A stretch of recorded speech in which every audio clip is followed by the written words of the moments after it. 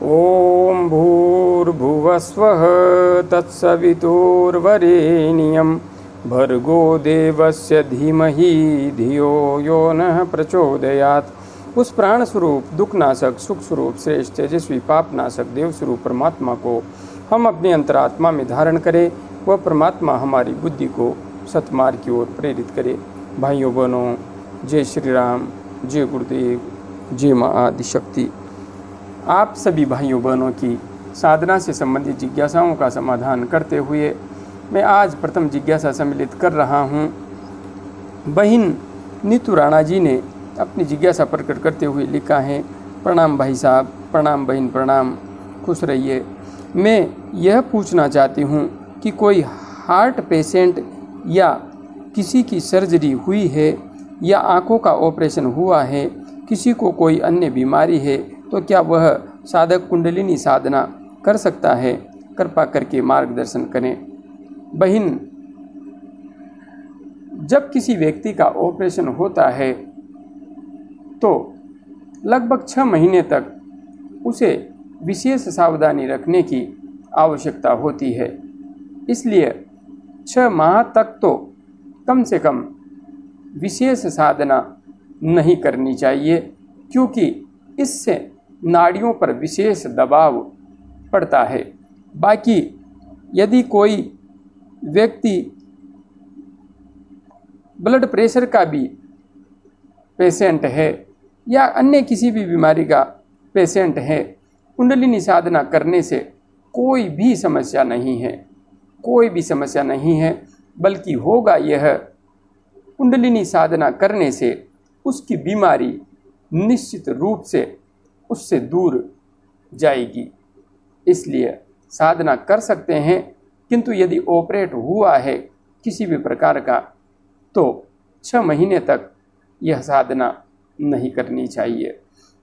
आगे बहन उमा मिश्रा जी ने अपनी जिज्ञासा प्रकट करते हुए लिखा है, गुरुदेव जी के श्री चरण कमलों में बारंबार दंडवत प्रणाम करती हूँ। बहन, मैं भी आपके शक्ति स्वरूप को दंडवत प्रणाम करता हूँ। गुरुजी, पहले कौन सा प्राणायाम करना चाहिए? गुरुदेव जी, मुझे बिल्कुल भी पता नहीं है, कृपया मार्गदर्शन दीजिए। जय जय गुरुदेव जी की। बहन, जहाँ तक बात है प्राणायाम करने की, तो सर्वप्रथम आप नाड़ी शोधन अनुलोम विलोम प्राणायाम कीजिए। उसके पश्चात कपाल भाती प्राणायाम कीजिए। आप चाहें तो कपाल भाती प्राणायाम को पहले भी कर सकती हैं, कोई समस्या नहीं है। नाड़ी शोधन अनुलोम विलोम प्राणायाम इसके बाद कर सकती हैं, किंतु पहले आप नाड़ी शोधन कीजिए, फिर कपाल भाती कीजिए और फिर भ्रामरी प्राणायाम कीजिए। और हाँ, आप अन्य प्राणायाम का अभ्यास भी करना चाहती हैं, भ्रस्त्रिका प्राणायाम भी करना चाहती हैं, तो मेरे अनुभव के अनुसार आप कपाल भाती करके फिर नाड़ी शोधन कर लीजिए, फिर भ्रस्त्रिका कर लीजिए, फिर भ्रामरी कर लीजिए। इस तरीके से आप अभ्यास कर सकती हैं। और हाँ, आपको अनुभव नहीं है, कोई बात नहीं है।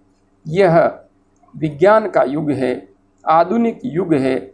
यहाँ पर जो कुछ भी सीखना चाहता है, सब कुछ सहजता से उपलब्ध है। आगे बढ़िए। आगे भाई राज पटेल जी ने अपनी जिज्ञासा प्रकट करते हुए लिखा है, प्रणाम गुरुजी, प्रणाम राज जी, प्रणाम, खुश रहिए। मैं पिछले 1 महीने से साधना कर रहा हूँ। मैं ओम का जप करता हूँ। गुरुजी, पिछले 3 दिन से मेरी ऊर्जा सहस्रार चक्र पर रहती है। दिन भर मस्तिष्क पर चींटी चलने जैसा लगता है। आज्ञा चक्र पर कोई ड्रिल कर रहा हो ऐसा लगता है। मैं अभी नाड़ी शोधन प्राणायाम भी कर रहा हूँ। कान में झिंगुर की आवाज़ सुनाई देती है, पर ओम की आवाज़ अभी तक नहीं सुनाई दी है। मैंने कहीं YouTube पर देखा है कि ज़्यादा ऊर्जा मस्तिष्क में आ जाए तो सिर तरबूज की तरह फटने जैसा हो जाता है। मैं बहुत डर गया हूँ, क्या करूँ, कृपया मार्गदर्शन करें गुरुजी। भाई राज पटेल जी, आपने यहाँ पर जो अपनी स्थिति प्रकट की है निश्चित रूप से अत्यंत उत्कृष्ट है। आप ओम का जप कर रहे हैं और पिछले 3 दिन से आपकी ऊर्जा सहस्रार चक्र पर रहती है।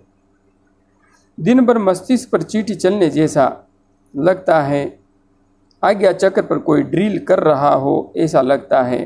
स्पष्ट रूप से ये लक्षण बता रहे हैं कि आपकी कुंडलिनी ऊर्जा पूर्ण रूपेण सक्रिय हो गई है और अभी आपका आज्ञा चक्र खुल रहा है।